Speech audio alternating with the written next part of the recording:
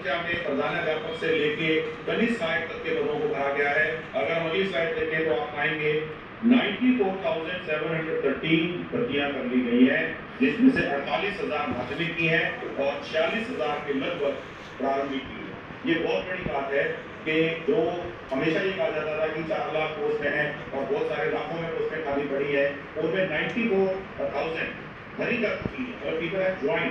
और अगली स्लाइड में ये पता चलता है कि इतनी ही पोस्ट लगभग 75,000 से ज्यादा पोस्ट जो है वो भर्ती प्रक्रियाधीन है, जो सितंबर माह में पूरी हो जाएगी, आगामी 1 माह में पूरी हो जाएगी। तो आप ये बता सकते हैं कि 95,000 लोग लग गए हैं और 75,000 लोग लगने की कगार पे हैं।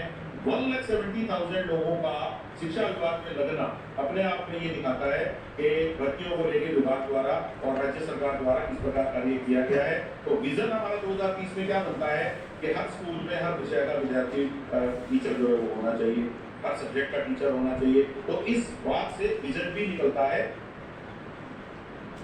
इसी सफलता को अगर हम लगातार जारी रखेंगे तो 2030 ऐसा होगा, प्रत्येक स्कूल में प्रत्येक सब्जेक्ट का जो टीचर है वो हुआ करेगा, लैब हुआ करेगी साइंस की और लाइब्रेरी हुआ करेगी। तो इस प्रकार से उपलब्धियों को विजन से जोड़ने की बात मैं आपको एक्सप्लेन करने की कोशिश कर रहा हूँ कि क्यों आपको ये सफलताएं बताई जा रही हैं।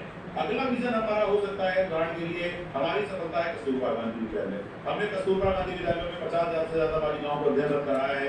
आप जानते हैं ये वो बालिकाएं हैं जिनका अर्ली मैरिज का खतरा था, जिनका चाइल्ड मैरिज तक की खतरे हो जाते हैं कई बार को।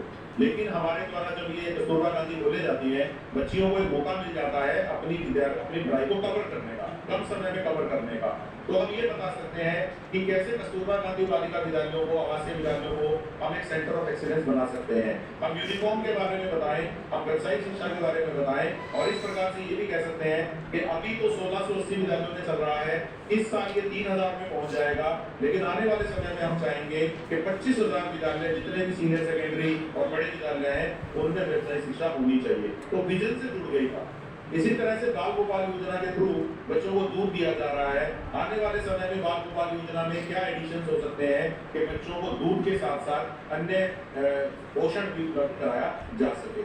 लक्ष्मीबाई आत्मरक्षा प्रशिक्षण जो है वो 2.5 लाख लड़कियों ने पिछले साल लिया और उसका असर दिखाई देता है कि बच्चियां कॉन्फिडेंट हुई। इस साल हम ये संख्या और बढ़ा रहे हैं और हम ये कह सकते हैं कि आने वाला 2030 ऐसा होगा जब हर लड़की स्कूल में शिक्षा के साथ साथ आत्म रक्षा का प्रशिक्षण लेगी ही लेगी। तो ये विजन बनता है हमारी उपलब्धि से। ICT लैब हमारे राज्य में अभी 5,000 के करीब फंक्शनल लैब हैं और 1331 जगह पे लगने की प्रक्रिया चल रही है, लेकिन अभी भी ये संख्या हमारे स्कूलों की संख्या के हिसाब से कम है। हम यही विजन रख सकते हैं 2030 में कि प्रत्येक स्कूल कंप्यूटर लैब के माध्यम से हो, 1ली से 8वीं क्लास तक हर बच्चा कंपल्सरी कंप्यूटर पढ़े। ऐसे नहीं होना चाहिए कि टीचर पढ़ा रहा है तो पढ़ रहा है, नहीं तो नहीं पढ़ रहा है। स्मार्ट क्लासरूम 10,000 स्कूलों में हम हिस्सा लेने की कोशिश कर रहे हैं, लेकिन 65,000 स्कूलों में अगर हमें पहुंचना है तो डेफिनेटली 7 ईयर का विजन हमें बनाना है। हर एक स्कूल में कंप्यूटर की पढ़ाई और स्मार्ट क्लास की पढ़ाई जरूरी है। हर स्कूल में NSS हो, नहीं तो NCC हो और नहीं तो कम से कम स्काउट एंड गाइड जरूरी हो। और हर जिले के अंदर पर्टिकुलरली शेखावटी है, नागौर है, चित्तौड़ है, जोधपुर है, वहाँ पर बच्चों को हम लोग तैयारी करवाएं डिफेंस की। इसके लिए डिफेंस अकेडमी भी खोली जा रही है जो तैयारी करवाएंगी।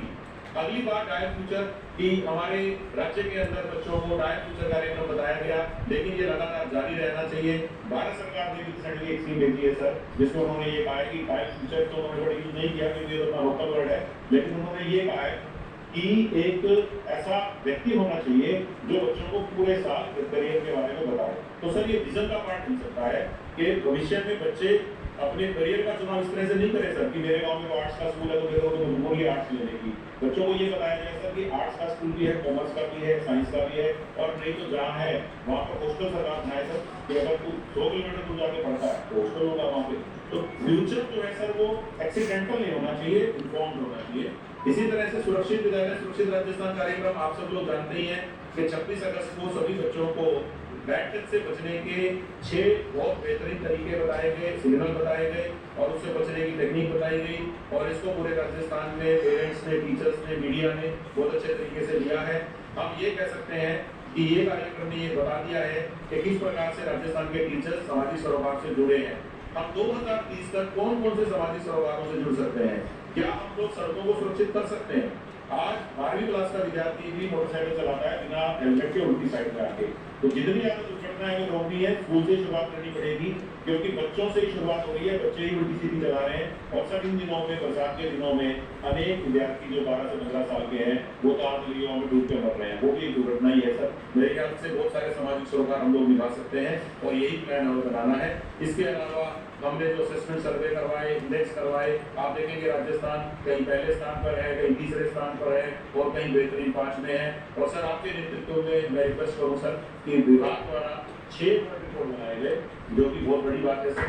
सबसे पहले ये बात बच्चों को आप जरूर बताइए कि वर्ल्ड रिकॉर्ड बनाने की अहमियत नंबर 2 पे है। नंबर 1 पे अहमियत ये है कि मोबिलाइजेशन पावर का इस्तेमाल किया जा सकता है।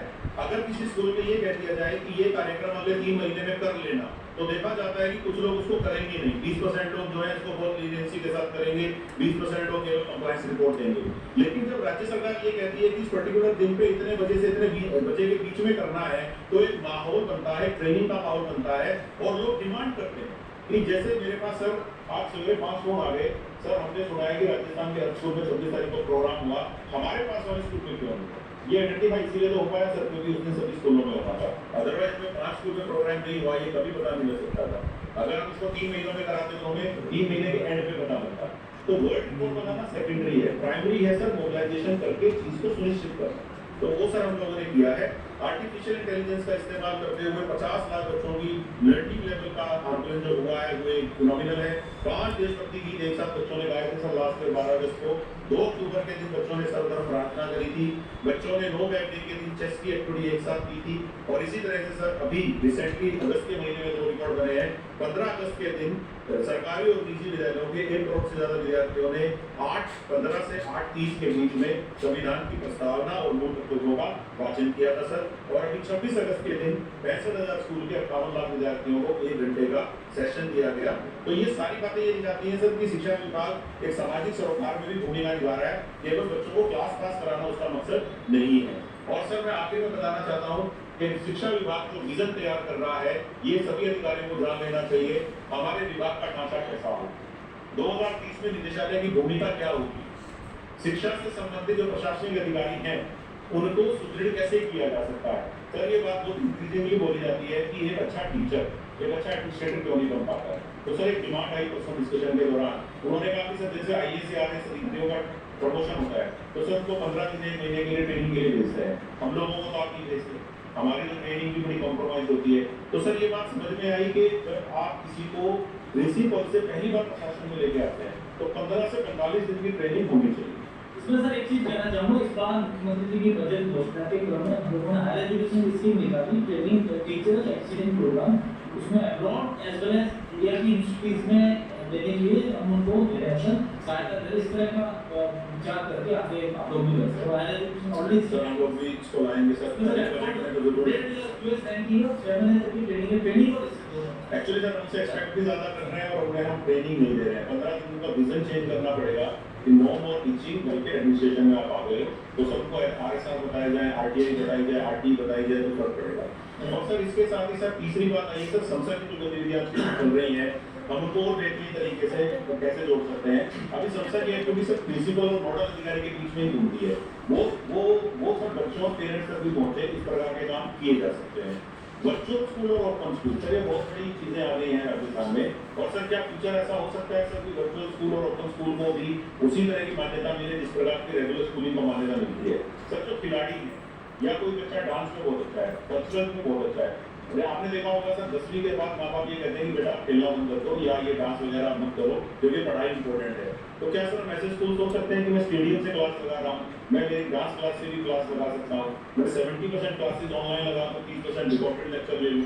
अगर सर हम पढ़ने वाले बच्चों पे ही फोकस करेंगे तो सर ये जो अदर आर्ट्स हैं और जो स्पोर्ट्स हैं सर उनको हम एनकरेज नहीं कर पाएंगे क्योंकि अनफॉर्चुनेटली सर अच्छे से अच्छे माँ बाप 10वीं के बाद बच्चे की धारा को चेंज करने के अंदर आ जाते हैं क्योंकि उनको लगता है कि ये फिर अपना करियर नहीं बना पाएगा, क्योंकि स्पोर्ट्स और आर्ट्स को करियर के तौर पे नहीं करते हैं फाइन आर्ट्स को।